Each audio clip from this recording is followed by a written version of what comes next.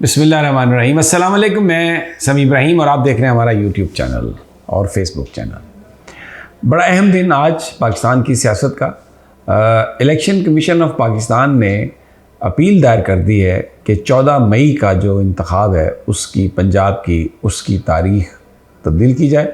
लेकिन बड़ी इम्पॉर्टेंट बातें उन्होंने कही हैं। उसमें उन्होंने ये कहा है कि ये सुप्रीम कोर्ट को आइन रीराइट करने का हक़ नहीं है। आपने आइन को रीराइट किया है और ये अपने इख्तियारात से आपने तजावज़ किया।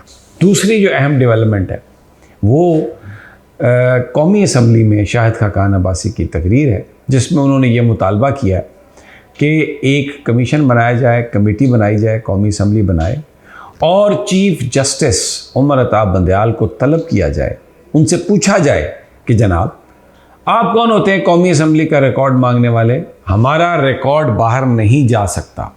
बड़ी उन्होंने बातें कही हैं और अब देखना यह है कि सुप्रीम कोर्ट ऑफ पाकिस्तान क्या करती है, क्या करता है रादर। दूसरी जानिब आज आलमी दिन सहाफ़त का, प्रेस फ्रीडम का, उसमें तकरीबात हुई अरशद शरीफ के हवाले से और उनकी इस बात पर आज बहुत सारे लोगों ने इज़हार ख्याल किया कि अरशद शरीफ को शहीद क्यों किया गया था और उनके जो मुजरिमीन हैं जिन्होंने उन्हें शहीद किया, उनके जो कातिल हैं, क्या कभी उनको पकड़ा जा सकता है। नेशनल प्रेस क्लब में भी एक तकरीब हुई, उसमें बहुत सारे लोगों ने एतराज़ात भी किए। वफाकी वज़ीर जावेद लतीफ़ साहब या लतीफ़ जावेद जो हैं वो वहाँ पर मौजूद थे। मेरे बड़े अच्छे दोस्त हैं वो, लेकिन हुकूमत का हिस्सा हैं और इसी हुकूमत ने पर्चे दर्ज किए अरशद शरीफ पर और यहाँ से उन्हें भागने पर मजबूर किया। फिर इसी हुकूमत ने दुबई में मजबूर किया वहाँ पर हुक्काम को कि वहाँ से उनको निकाला जाए और वो कीनिया जाने पर मजबूर हुए। वहाँ पर कीनिया के जंगलों में उन्हें गोली मारी गई। तो जो हुकूमत है, बहुत सारे लोग बिलीव करते हैं कि उसके हाथ इस खून में रंगे हुए हैं। तो जावेद लतीफ़ साहब की वहाँ पर मौजूदगी ने बहुत सारे सहाफ़ियों को खफा किया। उन्होंने सवाल करने की कोशिश की तो फिर उस पर एक जो एक कल्चर है हमारा, एक हंगामा आराई हुई और कुछ लोगों को ज़बरदस्ती बाहर से निकालने की कोशिश की गई, जो नहीं होना चाहिए था। वर्ल्ड प्रेस फ्रीडम डे है, तो अगर आज़ादी इज़हार की जो है आपको नेमत प्रेस क्लब में भी अवेलेबल नहीं है तो फिर हुकूमतों पर क्या एतराज़ करना जो किसी को बोलने नहीं देती या जो बात उन्हें पसंद नहीं है उसको वो सुनना नहीं चाहती। बहरहाल अगर बोलने दिया जाता तो अच्छा होता, लेकिन फिर भी तकरीब जारी रही और मैं आपको इसका अहवाल बताऊंगा आज। लेकिन सबसे पहले जो आज शाहिद खाकान अब्बासी साहब ने बात की है कि जनाब बुलाया जाए चीफ़ जस्टिस उमर अता बंदयाल को, कौमी असम्बली बुलाए, स्पीकर बुलाएं कि उन्होंने हमारा क्यों मांगा, हमारा रिकॉर्ड क्यों मांगा। ये कोई पहली सोच नहीं है, पहली दफ़ा नून लीग ये नहीं कर रही। जब सैयद सज्जाद अली शाह साहब जो चीफ़ जस्टिस ऑफ पाकिस्तान थे 97 में, उनके साथ जब झगड़ा था तो तब भी इस्तेहकाक कमेटी में नवाज शरीफ साहब चाहते थे कि उनको बुलाया जाए और उन पर तौहीन पार्लियामेंट का, तौहीन वज़ीर आज़म का इल्ज़ाम के तहत उनको बुलाया जाए और उनको गिरफ़्तार किया जाए, उनको जेल भेजा जाए। बात सिर्फ यहाँ तक ही नहीं रही। पब्लिक अकाउंट्स कमेटी के जो चेयरमैन हैं नूर आलम, जो पीटीआई के टिकट पर कामयाब हुए थे पेशावर से, उन्होंने आज रजिस्ट्रार को बुलाया कि 2010 से लेके 2021 तक आप रिकॉर्ड जो है ऑडिट, फाइनेंशियल ऑडिट करना है। आप सुप्रीम कोर्ट का वो फाइनेंशियल रिकॉर्ड लेके आएँ और अगर आप नहीं आएंगे तो आपको गिरफ़्तार करके उन्होंने कहा कि मैं लाने का हुक्म दूंगा। तो अब इस वक्त सुप्रीम कोर्ट ऑफ पाकिस्तान और कौमी असम्बली, यानी ये सियासतदान, एक्चुअली हुकूमत जो इस्तेमाल कर रही है कौमी असम्बली को, आमने सामने आ गए हैं।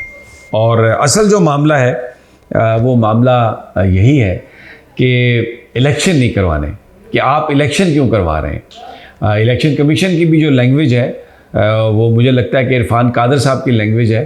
वो वज़ीर आज़म के मुशीर थे, मुकदमा लड़ने के लिए रिज़ाइन किया इलेक्शन कमीशन का और फिर उसके बाद अपनी पोजीशन पे चले गए। और अभी भी जो वो कानूनी जो राय इस वक्त इलेक्शन कमीशन को जो दी जा रही है वफाकी हुकूमत की तरफ से, उसको अटॉर्नी जनरल देखते होंगे या ज़राए ये बताते हैं कि इरफान कादर साहब जो हैं वो उसके एक मेन इंस्ट्रूमेंट हैं।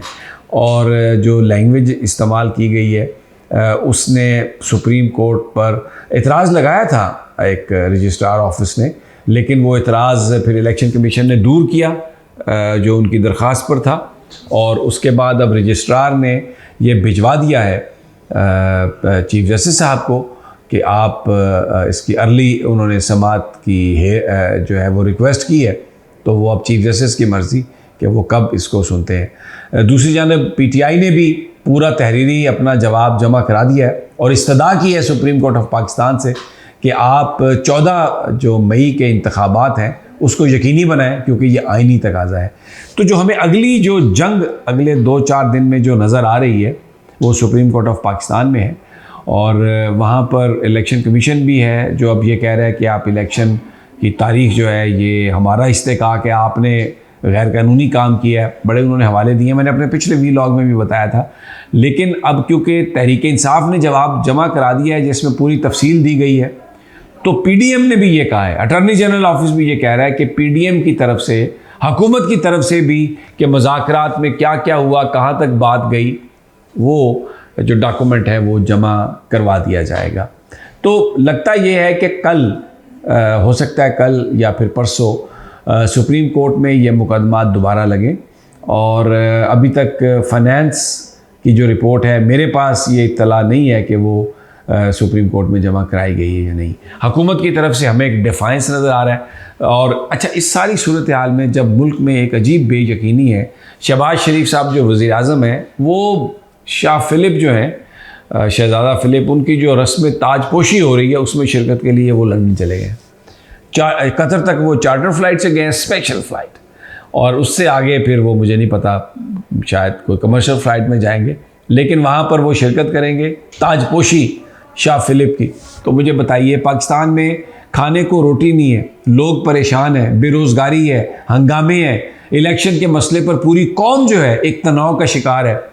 और यानी हालत ये है कि आज इमरान खान साहब की जो ज़मानत है 9 मुकदमों में अबूरी ज़मानत, वो इस्लामाबाद हाई कोर्ट ने सिर्फ उन्हें 1 दिन दिया है। उनका पाँव सूजा हुआ है, ट्रैवल नहीं कर सकते। अदालत ने कहा है कि बस 1 दिन, कल आपने ज़रूर आना है इस्लामाबाद में। अगर इमरान खान साहब नहीं आएंगे तो उनकी ज़मानत, अबूरी ज़मानत मनसूख हो जाएगी। टेंशन है, एक तनाव है। और शहबाज शरीफ साहब लंदन यात्रा अपने भाई से भी, एक्चुअली वो अपने भाई से मिलने जा रहे हैं, मामला तय करने जा रहे हैं आगे कि अब क्या करना है। और कहा ये, लेकिन साथ में उन्होंने कहा कि वो जो शहज़ादा फिलिप हैं उनकी जो रस्म ताजपोशी है उसमें वो शिरकत करने के लिए वो जा रहे हैं। तो अब जो आज तकरीब थी अरशद शरीफ साहब के लिए, उसमें क्योंकि जावेद लतीफ़ साहब वफाकी वज़ीर हैं वो आए, बहुत सारे लोगों ने उस पर एतराज़ किया। उन्होंने कहा कि हमें बड़ा दुख हुआ है कि आपने इनको स्टेज पर बिठाया और आप इनसे बात कर रहे हैं, इसलिए कि इनके तो हाथ खून में रंगे हुए हैं।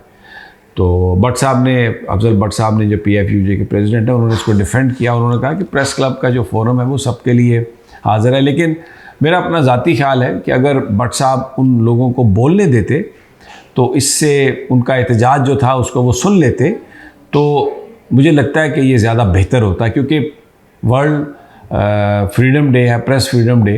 तो अगर सहाफ़ी किसी दूसरे सहाफ़ी को नहीं बोलने देते अपनी एक तकरीब में, तो हुकूमत से फिर क्या गिला। लेकिन बहरहाल वहाँ पर ये तय हुआ कि ये रेड लाइन थी अरशद शरीफ का जो शहादत है, जिसको क्रॉस किया गया।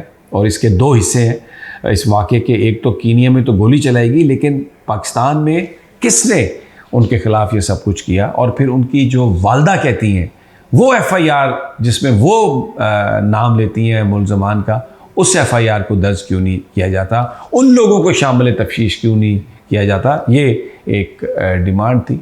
बड़े बड़े नाम सब लोग उसमें शरीक थे, हामिद मीर भी शरीक थे, आमिर मतीन, मालिक, खावर गोमन, फिर मारिया को मैंने देखा वहाँ पर, मारिया जुल्फ़िकार को, गरीदा फ़ारूकी भी मुझे नज़र आई, इमरान रियाज भी नज़र आए वहाँ पर। तो नासिर जैदी ख़ास तौर पर जिनको कोड़े लगे थे वो मौजूद थे। और अरशद अंसारी लाहौर से स्पेशली वो वहाँ पर आए थे। लाला असद पठान वो मौजूद थे। मैं किस किस का नाम लूँ, पूरी जो सहाफ़त के वो लोग जो डोमिनेट कर रहे हैं वो वहाँ पर मौजूद थे। बहरहाल अगली वीडियो तक इजाज़त दीजिए, इंशाल्लाह जल्द मुलाकात होगी। अल्लाह ने के बाद।